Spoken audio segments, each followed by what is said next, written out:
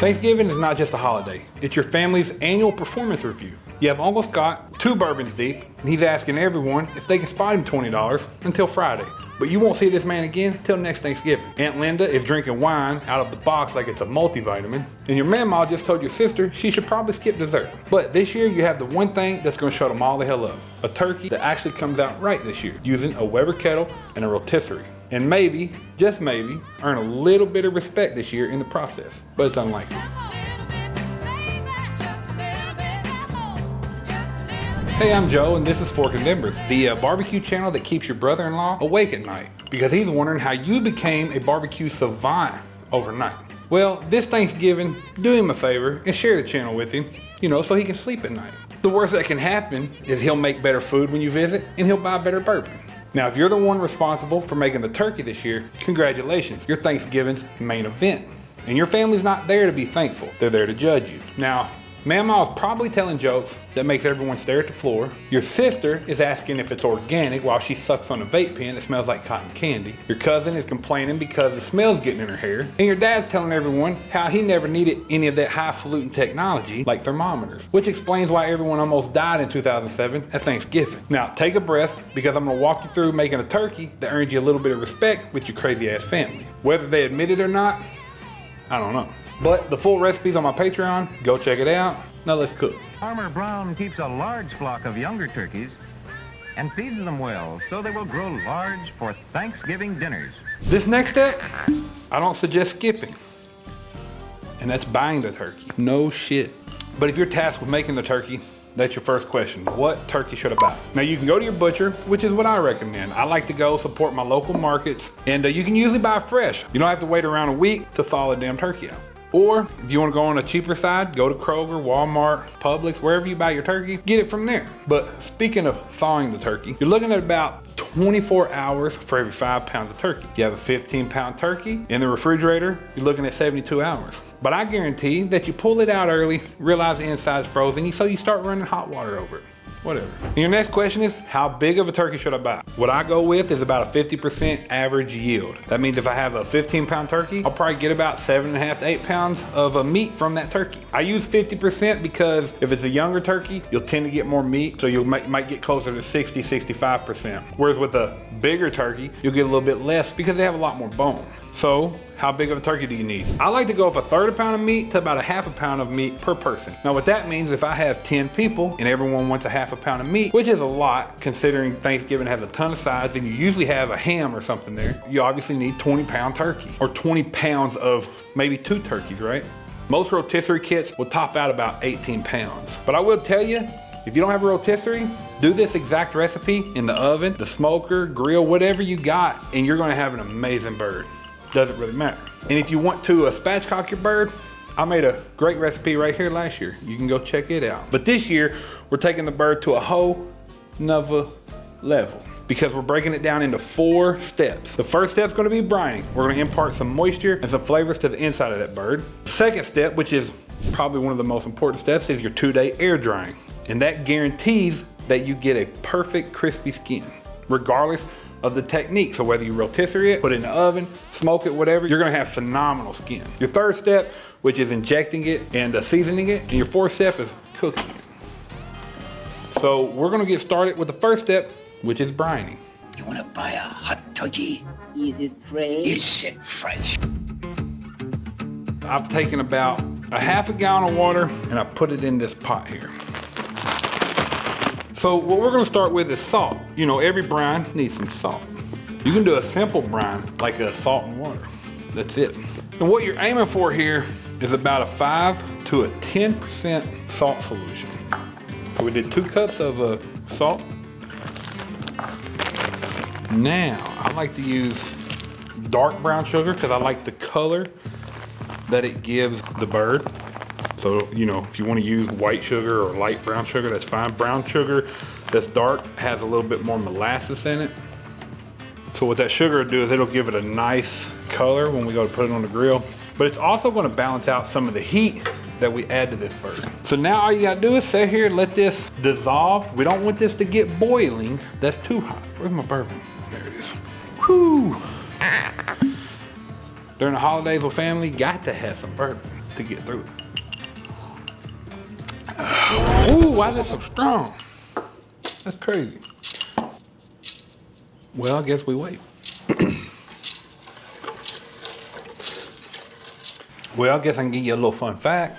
Back when the founding fathers were coming up with national symbols for our country during the Revolution, you know, they created the Great Seal, right? Which had an eagle on it.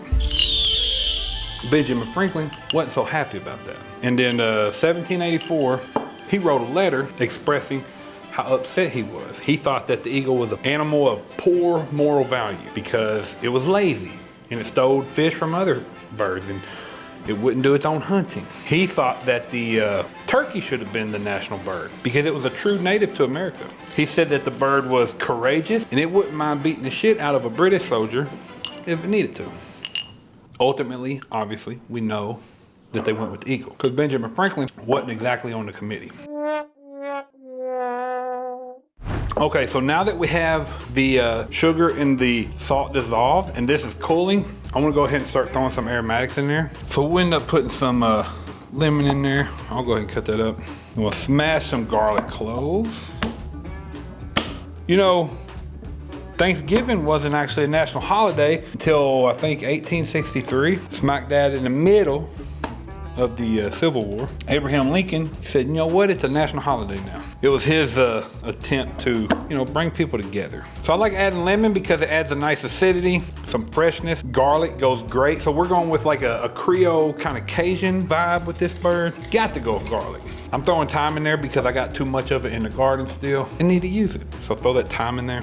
Throw that garlic in there. What that's gonna do is it allows it to steep. We'll go ahead and take the hot sauce. We need to do about a tablespoon. I'm not stressing measuring it out. Do about a tablespoon of paprika. I'm using smoked paprika because that's what I got. I got me some Cajun seasoning here. We're gonna do about a tablespoon of this. If you wanna go lighter on this, that's fine. Depending on how much water you're actually doing, this is actually very fucking salty. Let's go ahead and add about a tablespoon of peppercorns.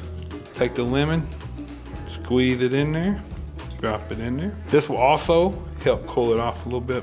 Now the onion needs to be quartered. Throw that in there. What this heat will do while it comes to a cooler temperature is it will release those oils and stuff from these ingredients. You know, flavoring it. That is what we want. Is it not crazy that it's already the end of the year, like almost 2026? I just got used to putting 2025 on papers that I signed. Crazy.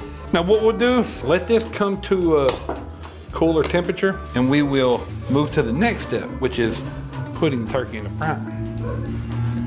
Fucking dog, shut up.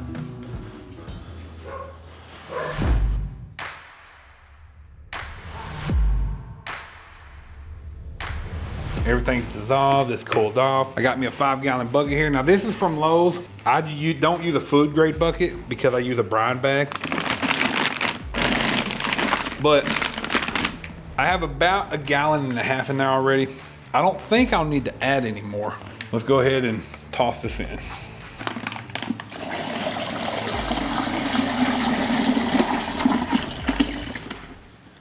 Now that comes out to about 2 gallons of water total.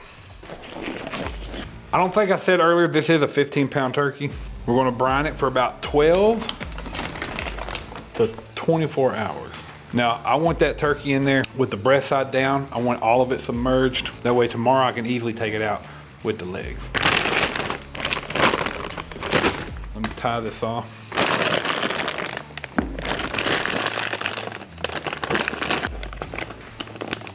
Boom.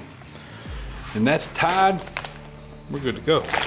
And I'll see you all in about 12 hours. And I'll tell you the next step.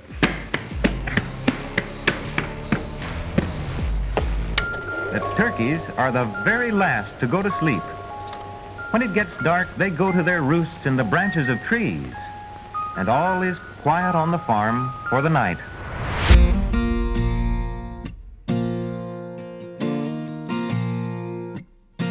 Alrighty. It's been about 15 hours. Oh. But this turkey's been brining. Now what we need to do is break it open here. No bourbon this morning. Just some coffee. I'm filming kind of early because today is Halloween, and you know, my wife likes to go all out on Halloween, so we got a party and everything. So I got to get it done early. So the next step is going to be air drying this thing. Now this is an extremely important part. Okay. Let's grab this.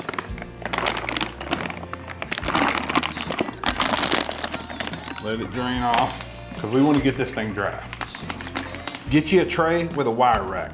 Otherwise, you're just gonna have a damn bird sitting in water.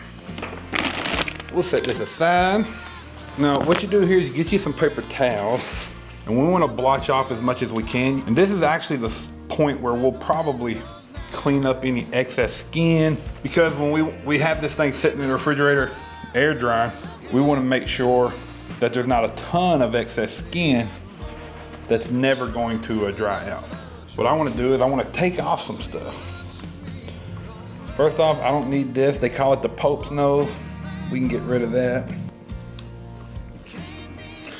Get rid of that there. You got this piece right here. I clean that up too. Don't need that. There you go. Now, one other place you're gonna end up with a lot of fucking skin. Right here, you got a lot of neck fat. I think they usually leave that on there because people who put stuffing in their bird, it helps keep that in. We don't necessarily need that. But don't take off too much skin, because what happens when this is in the refrigerator is it pulls in as it loses moisture, and you don't want to expose too much of your breast, unless you're just that kind of girl. But I think we are looking pretty good. Now, what you need to do, put it in the refrigerator, and this step might seem a little crazy, but we're gonna let it air dry in the refrigerator for 48 hours. You can do around 36. I mean, hell, you can do 24 if that's what you got, but try to do at least 24. What's gonna happen is that moisture is gonna dry out of that skin, and when we come back, it's gonna be very tacky and lacquered, and that's what we want. So I'll see you in 2 days. And once defrosted, don't refreeze. Turkey is a delicate food. Thaw and cook and eat. This turkey's been air drying for about 48 hours. As you can tell, that skin is really tacky now, it's lacquered. It's gonna result in some really crispy skin. So the next step is we wanna actually truss this turkey. Now the reason you need to truss your turkey when you're rotisserieing it is because these legs, these wings will just flop all over the place. You'll have uneven browning. And your rotisserie is gonna have to work harder to try to turn it. So we wanna try to create like a center mass as evenly as possible so that it can turn effortlessly. So the trussing technique is very simple. So the way that we want to truss this bird is you want about 4 links of the bird entwined. That is a rough estimation, but it's nice to have a little bit more than not enough. So you want to grab halfway marker right here. You see this neck bone right here? What we want to do is actually put the string right above that. And it's gonna probably catch on the breast, but we wanna make sure it doesn't slip past that. Now we're gonna do something that they call a surgeon's knot. Very simple. Turn this bird so you can see. See how it's coming around the breast there? We're gonna do 2 loops. 2, right? And sometimes you need 3 because when you go to tighten it, you'll notice that it gives a little bit. So I'm actually gonna do 3. It depends on your twine. I tend to always have to end up doing 3. There we go. Tightens that up. Let me make sure this string's down. And I'll do 1 more just to tie that knot off and secure it. Next, you'll want to go under the legs like this, see? And we want to pull these legs up closer to the breast. And we're going to do the same thing. We want to do a surgeon's knot. I'm going to start off with 2 and see if that works. Cross those legs like that. Yeah, you see how that bird's pulled up in there? It don't have to be like this, but you know, get it close. Secure it. Now that bird has a really nice center of mass and should turn pretty evenly on our rotisserie. I recommend maybe doing this or cooking in a rack if you're gonna be cooking this on like your smoker. You know, this technique doesn't have to be done on the rotisserie. Everything up until this point you can continue to do with your regular bird, and you're gonna have the best bird that your family's ever had. So boom, we have it beautifully secured, and that bird is ready to go onto the rotisserie. Okay, so the rotisserie that I have, I bought from Lowe's. It is the Weber brand. It fits the 22-inch one. You don't have to buy this one. There's a one on Amazon that Only Fire makes, and it does a great job too. It's a stainless steel though. So very simple. Make sure you can see this. It should go through the cavity and out the neck like that. Yeah. And then what I want to do is I know that the back side is going to be a little bit heavier. So what I want to try to do is tilt it up a little and push it right through the thighs. And that should secure it there, right? Now, when I pick this bird up like this, I notice it wants to rotate forward, obviously because there's nothing in this side here. Let me see if I can turn it around for y'all. So about right there, it's gonna go on. Right in the top of the breast. I like to make sure it's even though, so that it's, there we go. Tighten it up. Now, when I pick it up, that's gonna rotate pretty cleanly. So next up, we need to season this thing. And we're gonna be using some avocado oil as kind of the binder. You wanna use pure oil. I don't wanna introduce, you know, any moisture, which butter will do. I like to continue to keep it on this wire rack because if not, you will build up some moisture underneath of it. So rub this whole thing down.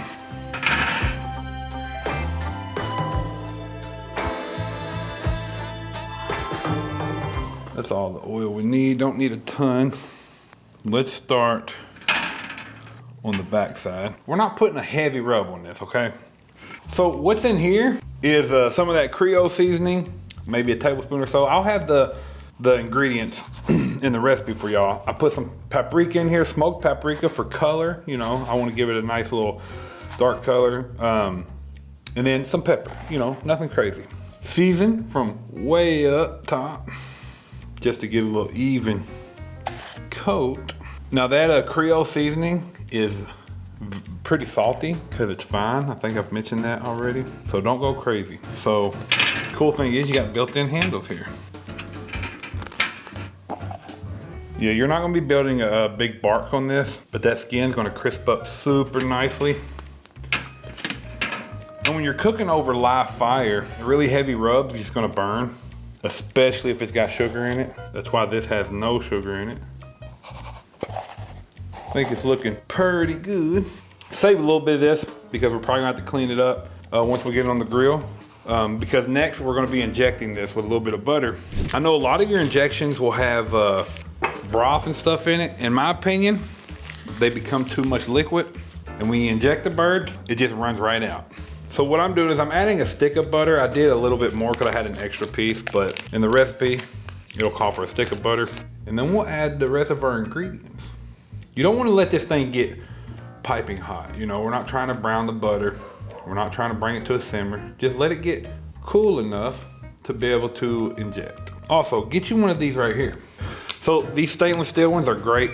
I used to buy those super cheap ones, man, and they always fucked up. They always broke.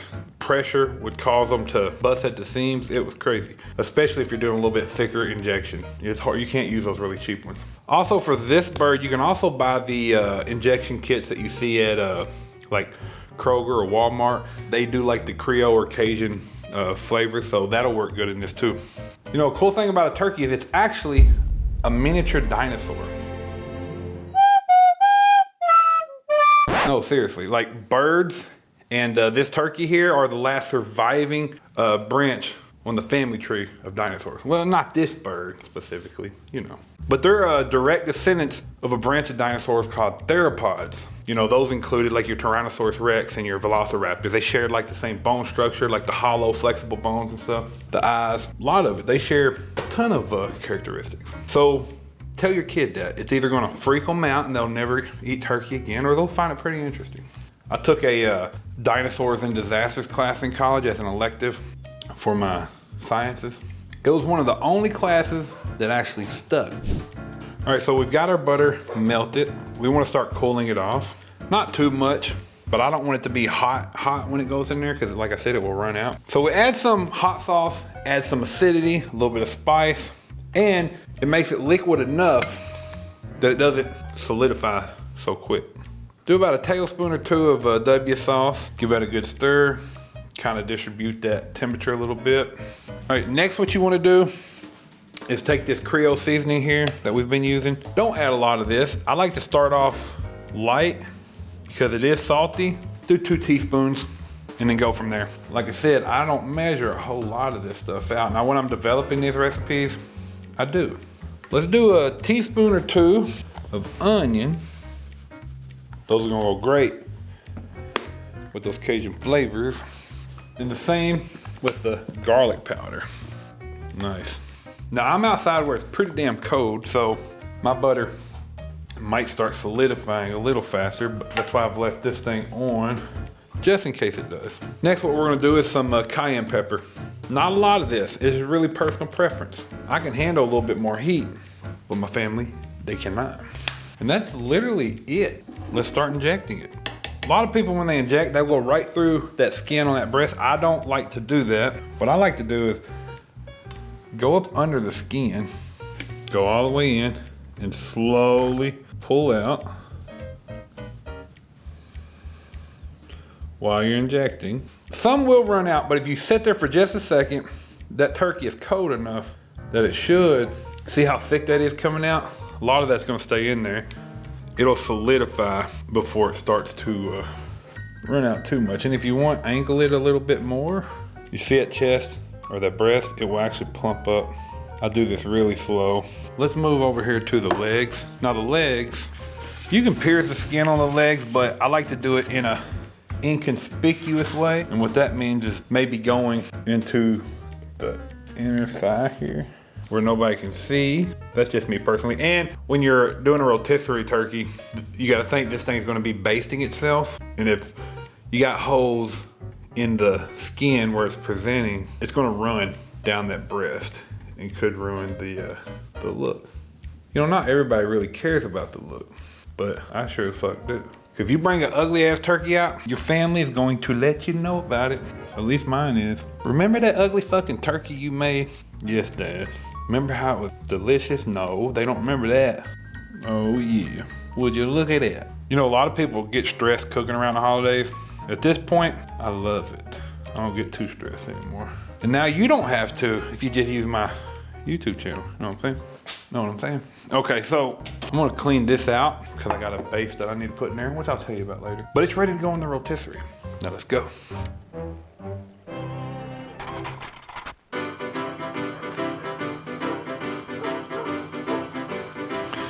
Whew.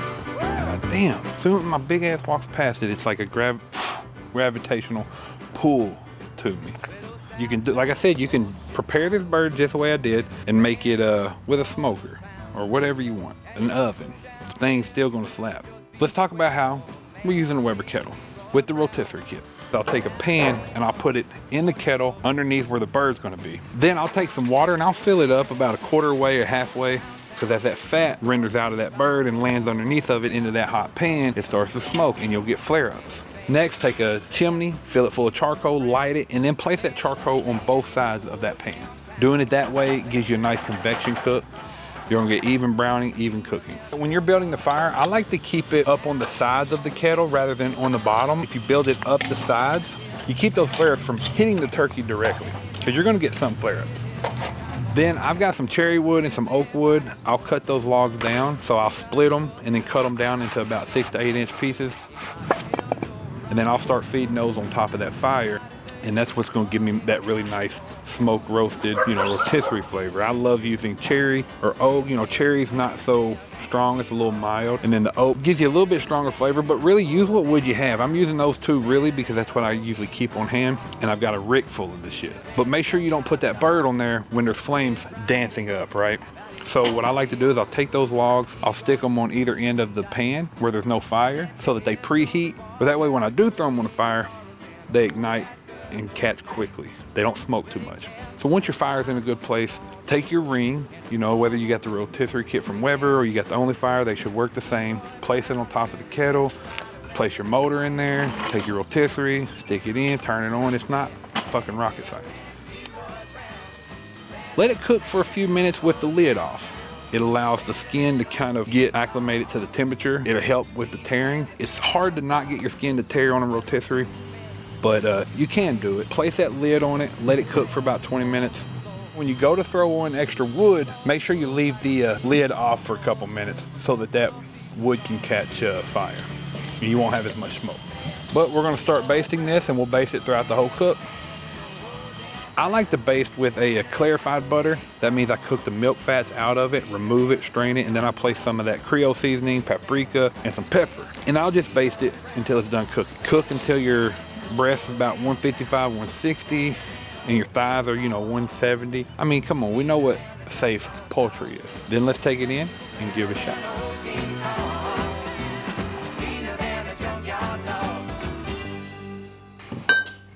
It's in the evening now.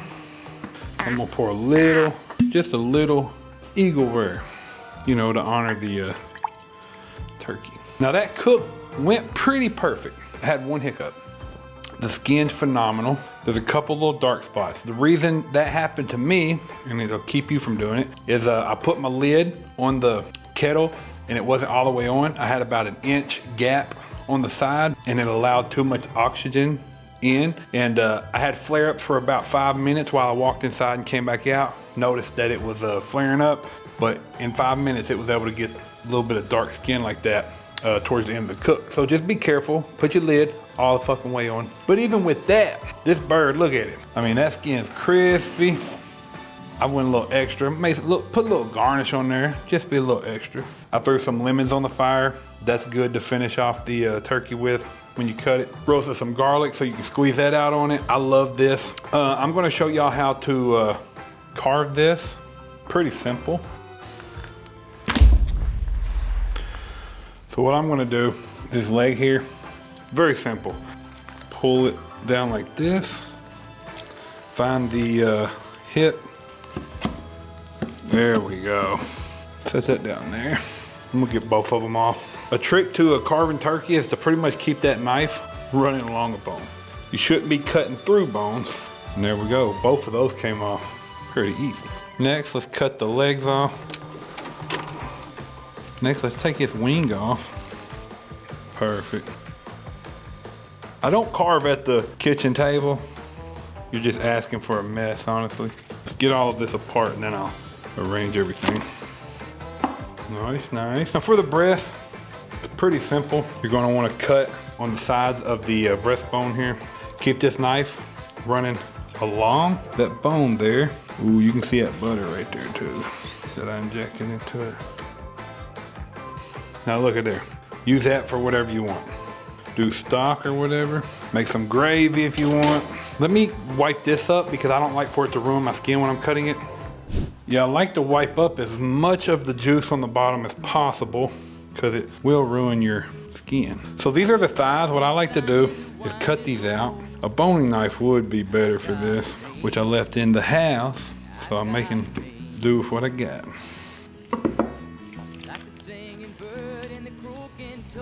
And you'll flip this over and you'll cut it just like that there. Try to keep the skin intact.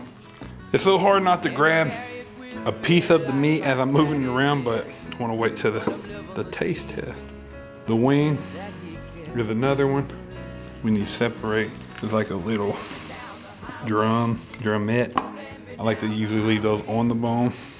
Wings can just go on there however the fuck. All right, now the breast. Honestly, this is probably my favorite part of a turkey, other than the thigh. I do like the thigh. So the dark meat is also really good, but I mean, all of the damn turkey to me is good. So the trick to getting that skin to cut is making sure that the fat underneath the layer of skin has rendered and having a very sharp knife. I don't have the latter. Take this piece here, like that. All right, let me clean up this mess and we'll taste test. So 2 things I like to do is I take some of that clarified butter that I made for the basting, and I like to finish it with it. Then I'll take some of that seasoning that we had put on the bird and just hit it with it. Now, I like doing this because, especially the turkey breast, you know, you don't really get to season the inside of it. Don't go crazy with this, but it does add just an extra little bit, taking it to a whole another level. But let's give it a try. Let's try a breast here. Piece there. Holy shit, dude. That's crazy. Let's try the thigh meat here with that skin. See that skin? It should break without having to stretch it. Holy shit. Like, there's not a bad piece on this bird. You know, everybody loves grabbing a leg. Just makes you feel like you're a Neanderthal or something. But there'll be plenty of leftovers. You know, a funny little fact is that I think 1953 it was, Swanson actually had too much turkey, 260 tons of the shit. Had so much of it, they started putting it in metal trays and selling it. And boom, because of Thanksgiving, the TV dinner exists. R-E-S-P-E-C-T, find out what it means to me. R-E-S-P-E-C-T, take F-T-C-T. Okay, there you go. A recipe for a turkey that's gonna earn you some respect with your family. Well, at least until Christmas, where you gotta do all the same crazy shit, dealing with family all over again. And let's face it, most of our families have short-term memory, so they'll probably give you even more shit next time. But don't worry, I got you covered all holiday season and beyond. Just make sure to subscribe to the channel, share it with your brother-in-law, and maybe, just maybe, we'll make it through this holiday season without a family group apology text. Happy Thanksgiving. These fucking dogs don't shut up. If my neighbor's watching this, shut your damn dogs up, please. Get them on out of here, damn. So I made some roasted garlic too, so I just put that down in the fire. What's your favorite? On a turkey? I don't know. Give me light meat first. White meat first. Try that without anything. This right here was it. Oh my God. The skin's good, right? It's all good. You're so lucky. Hey, I didn't tell you, but I'm filming. You suck. I needed authenticity. This will be in a bloopers anyway.